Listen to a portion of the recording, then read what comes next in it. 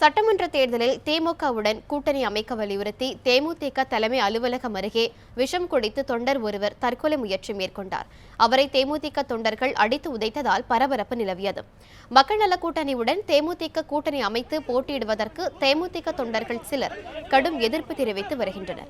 இந்நிலையில் திமுகவுடன் கூட்டணி அமைக்க வலியுறுத்தி கடையநல்லூர் குமந்தபுரம் 1வது வார்டு செயலாளர் மணியன் என்பவர் கோயம்பேட்டில் உள்ள தேமுதிக அலுவலகம் முன்பு இன்று உண்ணாவிரத போராட்டத்தில் ஈடுபட்டார். அப்போது திடீரென அவர் விஷம் அருந்தியதால் பரபரப்பு ஏற்பட்டது.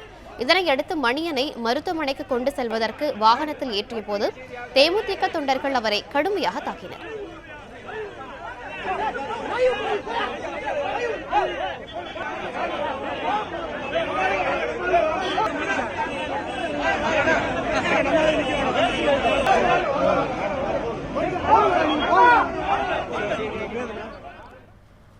தாக்குதல் நடத்திய தேமுதிக தொண்டர்களிடமிருந்து மணியனை மீட்ட போலீசார் அவரை பாதுகாப்பாக மருத்துவமனைக்கு அனுப்பி வைத்தனர். இதனால் கோயம்பேடு பகுதியில் சற்று நேரம் போக்குவரத்து பாதிக்கப்பட்டது. தற்போது தேமுதிக தலைமையகத்தில் அக்கட்சியின் செயற்குழு கூட்டம் நடைபெற்று வருவதால் ஏராளமான போலீசார் அந்த பகுதியில் பாதுகாப்புக்காக குவிக்கப்பட்டுள்ளனர்.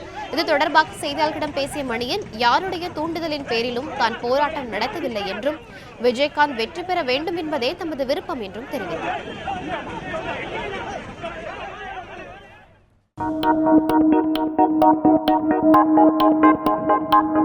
Thank you.